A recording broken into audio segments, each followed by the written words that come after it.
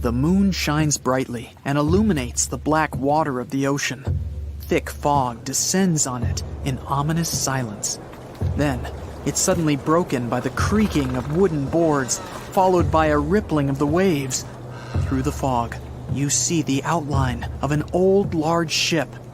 Its hull is rusty, and a strange cold is coming from it. But the most unsettling thing is that there's no one on the deck. The ship sails without a crew.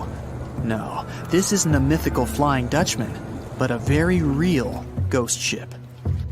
September 2nd, 2019.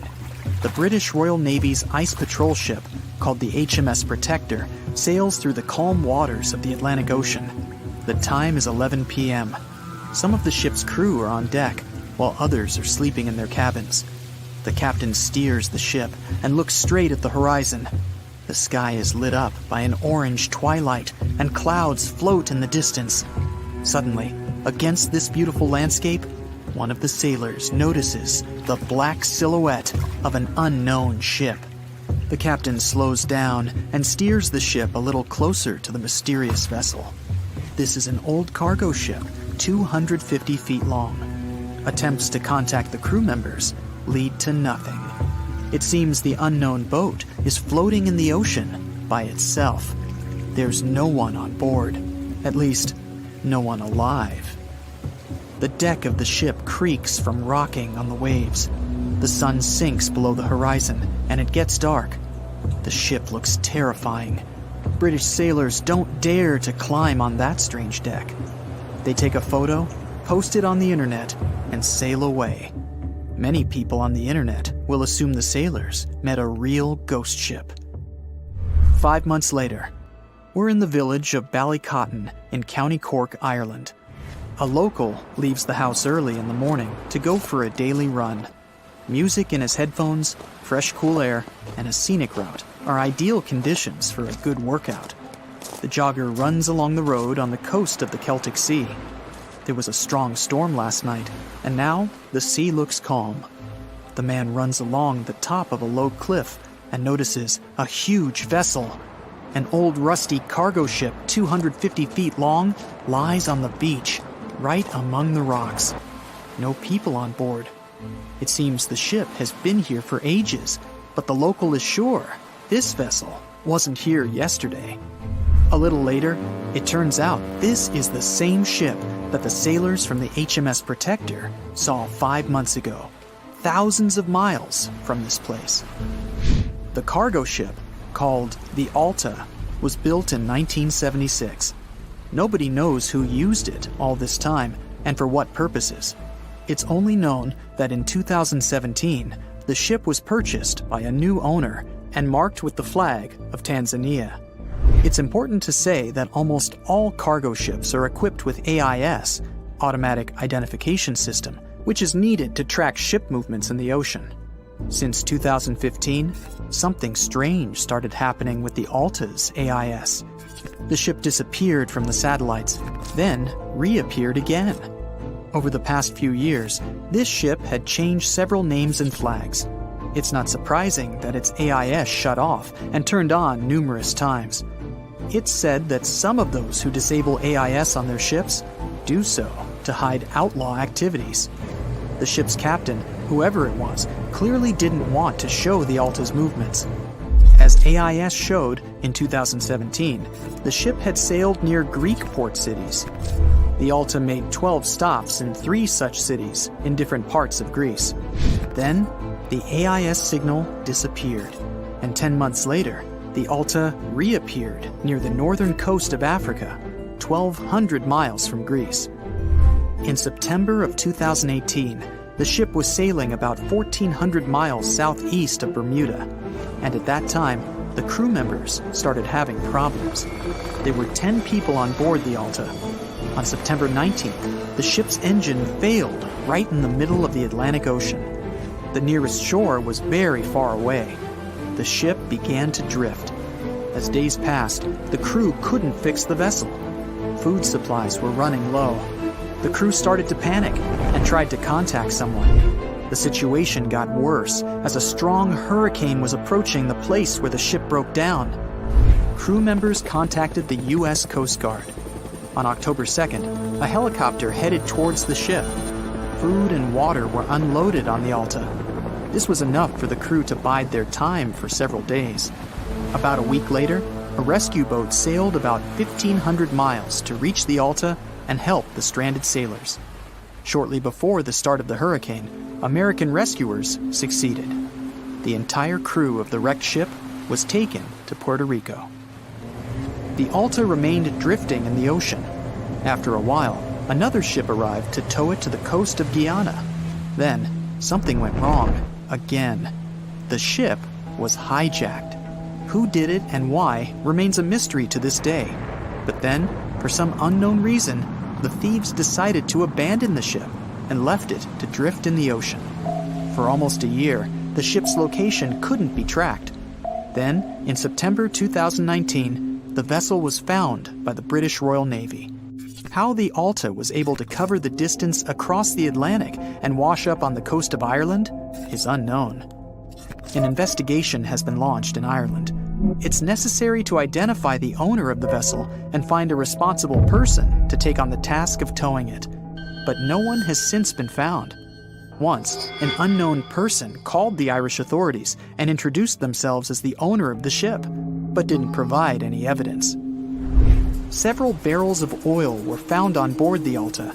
To dismantle the ship, the Irish authorities will need to spend about 10 million euros. Local residents are annoyed by the wreck too. Corroding metal is bad for the environment, and kids have already snuck on board and posted a video on the internet from inside the abandoned ship. The further fate of the Alta remains unresolved. It's still lying there. That ship sailed in the ocean for just 2 years. Now imagine if some other managed to drift for 38. In all that time, no one could catch this ship, and people still seek it. That vessel is called the SS Bechimo. It was a merchant ship owned by a Canadian trading company. In 1931, the ship got stuck in ice off the coast of Alaska. A strong snowstorm began. The team waited a week for it to end, but the storm only intensified. One day, the weather improved a bit, and part of the team was evacuated to the nearest city. Another part of the crew, with the captain, set up camp near the ship. The storm started again and didn't stop for a long time. The blizzard was so heavy that the ship's captain couldn't see beyond his arm's reach. Finally, when the storm was over, the captain saw that the ship simply vanished.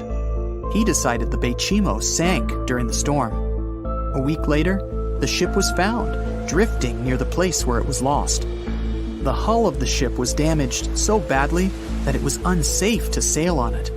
The captain decided to abandon the ship. However, it didn't sink. For the next 38 years, it was drifting at various points along the Alaskan coast. Several times, people climbed on the ship, including native Alaskan residents and a group of researchers. Attempts to save the vessel from the sea ended in failure.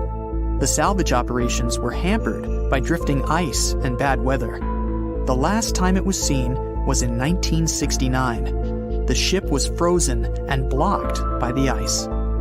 In 2006, the government created a special project to find the Bechimo. However, in all these years, the ship still hasn't been found. Its fate is unknown. It's likely that the ship has finally found peace and is now lying on the seabed of the Chukchi Sea. Can we estimate how many ships and airplanes were lost in the Bermuda Triangle? Have their disappearances resulted from human error or weather phenomena? Let's try to find out. We have a curious story of the SS Cotopaxi. This ship vanished in 1925, traveling from Charleston, South Carolina to Havana, Cuba. It never reached its destination. Years later, in the 1980s, a wreck was found 40 miles off St. Augustine, Florida. Since specialists could not precisely determine what and where it came from, they nicknamed it Bear Wreck. It took many additional years of work, done mainly by marine biologists, to identify that this ship was indeed the missing SS Cotopaxi. This was confirmed in January 2020. How did the ship just reappear? And how did it get there, since this mysterious shipwreck isn't even in the Bermuda Triangle? Now, let's see who came up with this term, Bermuda Triangle. Can you actually pinpoint the triangle on a map? No, it's not an officially recognized location either. The Bermuda Triangle does not appear on any world map. Nobody has agreed on its exact boundaries. There are only assumptions with approximations of the entire area, ranging between 500,000 and 1.5 million square miles. By all approximations, the region has a vaguely triangular shape.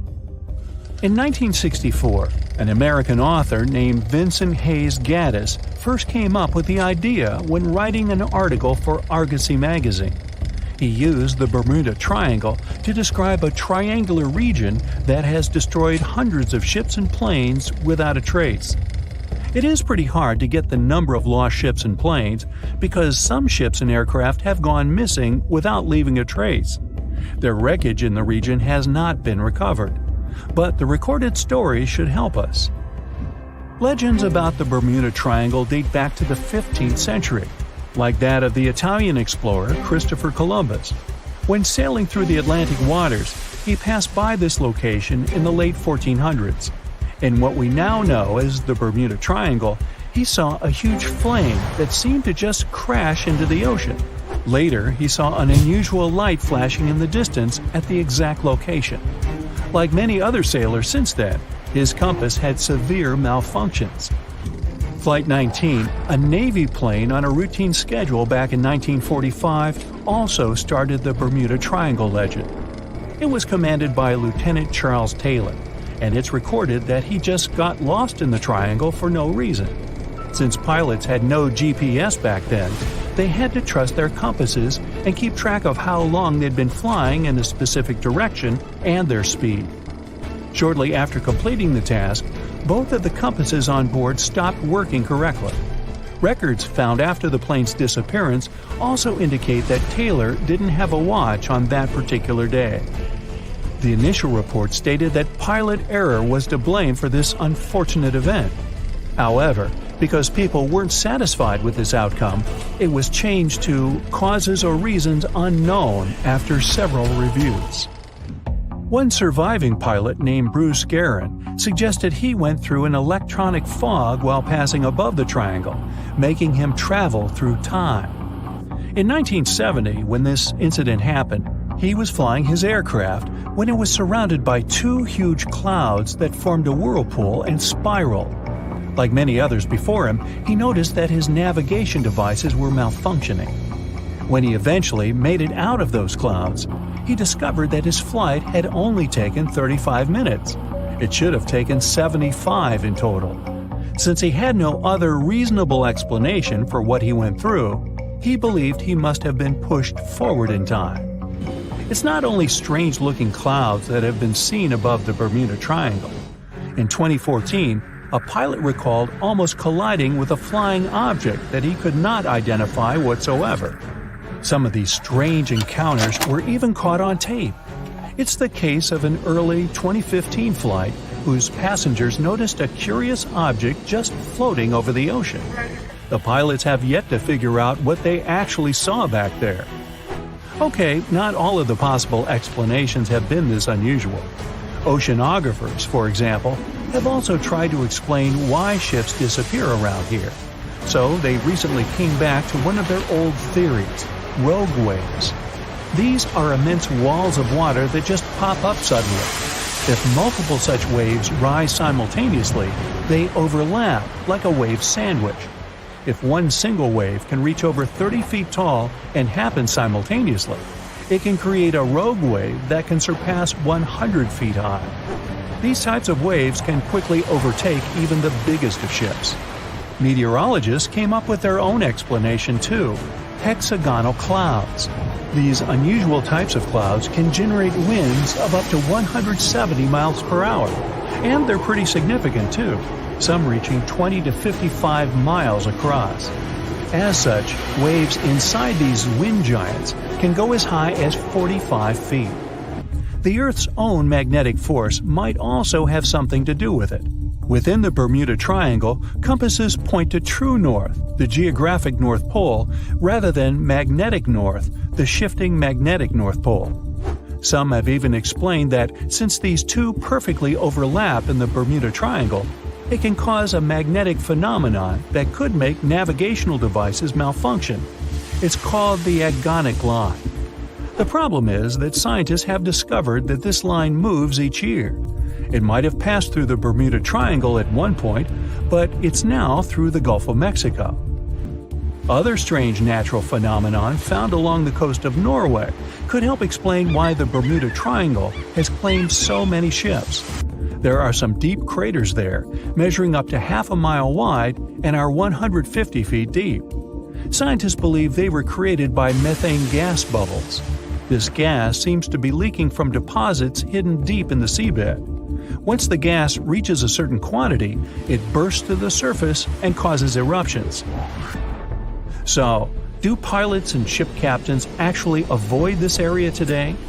Could this explain why there are fewer ships that get lost there nowadays? But if you've ever flown from Miami to San Juan, Puerto Rico, you probably know that's not true. As for ships, if people would avoid the Bermuda Triangle, nearly all Caribbean vacations would be spoiled. To this day, there are a lot of flights that go over the Bermuda Triangle, so it's clear nobody is avoiding it. This place is one of the most heavily traveled shipping lanes in the world. Nowadays, the Bermuda Triangle has heavy daily traffic, both by sea and air. But the Bermuda Triangle is indeed subject to tropical storms and hurricanes that happen very often. Let's also keep in mind that the Gulf Stream, a strong ocean current that causes sharp changes in local weather, passes through the Bermuda Triangle. Besides, the deepest point in the Atlantic Ocean, the Milwaukee Depth, is also located in the Bermuda Triangle. The Puerto Rico Trench reaches almost 27,500 feet at the Milwaukee Depth. So, if you think about it, the whole mystery is a perfect combination of human error, bad weather, and a lot of ship traffic. This was confirmed by data provided by the U.S. Coast Guard. If you look at percentages, the number of ships or planes that go missing in the Bermuda Triangle isn't different from anywhere else. Disappearances do not happen more often than in any comparable region of the Atlantic Ocean. Official statistics say around 50 ships and 20 airplanes have vanished while traveling through this region. So that's another reason why the total number is so hard to pinpoint. Nobody could describe its rescue in official records if a boat was reported missing. There are also some events that, it turns out, didn't happen at all, adding to those false reports, like that of a plane crash back in 1937 off Daytona Beach, Florida, that local papers surprisingly revealed nothing about.